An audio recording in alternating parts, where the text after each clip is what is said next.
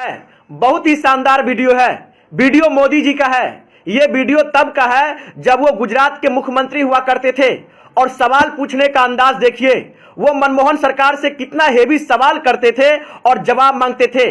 पहले आप वीडियो सुनिए, फिर मैं सवाल करूंगा। मुझे जवाब दीजिए, ये जो आतंकवादी है, ये नक्सलवादी है, उनके पास शस्त्र और बारूद कहां से आता है? वो तो विदेश की धरती से आता है और सीमाएं संपूर्ण रूप से आपके कब्जे में है। सीमा सुरक्षा बल आपके कब्जे में है। मैंने उनको दूसरा सवाल पूछा। हमने कहा आतंकवादियों के पास धन आता है, हवाले से आता है, पूरा मनी ट्रांजैक्शन का कारोबार भारत सरकार के कब्जे में है, आरबीआई के अंडर में है, बैंकों के माध्यम से होता है। क्या प्रधानमंत्री आप इतनी निगरानी नहीं रख सकते कि ये जो धन विदेश से आकर के आतंकवादियों के पास जाता है आपके हाथ में है, आप उसको क्यों नहीं रोकते हैं? मैंने तीसरा सवाल उनको पूछा कि विदेशों से घुसपैठिए आते हैं, घुसपैठिए आतंकवादियों के रूप में आते हैं, आतंकवादी घटनाएं करते हैं, भाग जाते हैं।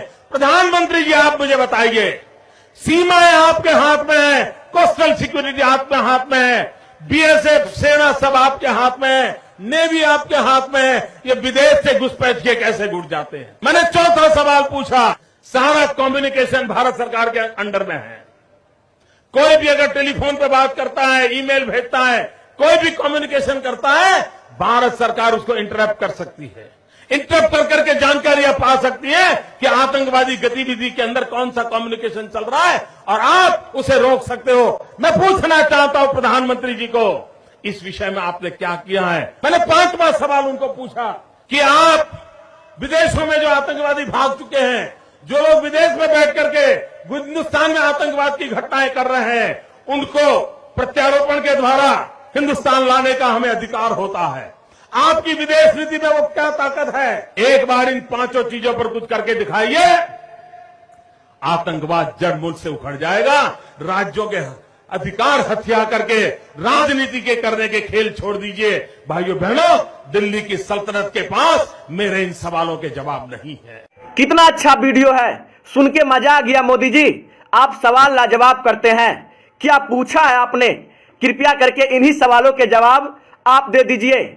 जो सवाल आपने पूछे हैं, आज वही सवाल देश की जनता आपसे पूछ रही है।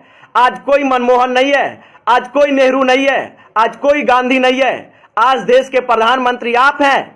वो प्रधानमंत्री जो अपने आप को कहता है कि मेरा सीना 56 इंच का है। दिल्ली सरकार के पास कोई जवाब नहीं था, क्योंकि उस समय मनमोहन जी प्रधानमंत्री थे, जिसे आप कहते थे कि 46 इंची का सीना है। ठीक है, उनके पास जवाब नहीं था, लेकिन आज तो 56 इंच के सीना वाला प्रधानमंत्री है। आपके पास तो जवाब होना चाहिए। देश की जनता को बताइए, वो आतंकवादी जो हमारे देश पे हमला करता है, उसके पास गोला बारूद कहां से आया? ये सभी विदेश से आते हैं। तो सीमा सुरक्षा आपके पास है, बीएसएफ आपके पास है। क्या आप देश की निगरानी नहीं कर सकते हैं? आप जवाब दीजिए। आतंकवादियों के पास पैसा कहां से आता है? दाना पानी कहां से आता है? विदेश से आता है। कैसे आ जाता है मोदी जी? रिजर्व बैंक आपके पास है, पैसा ट्रांजैक्शन की कंपनी आपके पास है, हर चीज आपके पास है। आज जवाब तो आप ही को देना होगा, दीजिए। विदेशों से घुसपैठिया हमारे देश में आ जाते हैं, कैसे आ जाते हैं? यही सवाल आपका था ना। आज आप खुद बताइए कैसे आते हैं। थल सेना आपके पास है, जल सेना आपके पास है, वायु सेना आपके पास है, फिर भी आतंकवादी हमारे देश में घुस जाते हैं। कैसे घुस जाते हैं मोदी जी, जरा बताइए। आप नेहरू से सवाल करते हैं, गांधी से सवाल करते हैं, मनमोहन से सवाल करते हैं, आपके पास है जवाब? यदि जवाब नहीं है तो आप माफी मांगिए देश की जनता से कि हम विपक्ष में रहते हुए सरकार को कोसते थे, लेकिन जब हम खुद सरकार में आ गए तो पाकिस्तान से जाके गले मिलते हैं, बिरयानी खाते हैं, लेकिन सवाल विपक्ष से करेंगे। यह कौन सी राजनीति है? आप करे तो रासलीला, कोई और करे तो करैक्टर ढीला। आतंकवादी हमारे देश में घुस जाता है 300 किलो बारूद लेके, आपको पता भी नहीं लगता। कहां गई वो आईबी, कहां गई रॉ?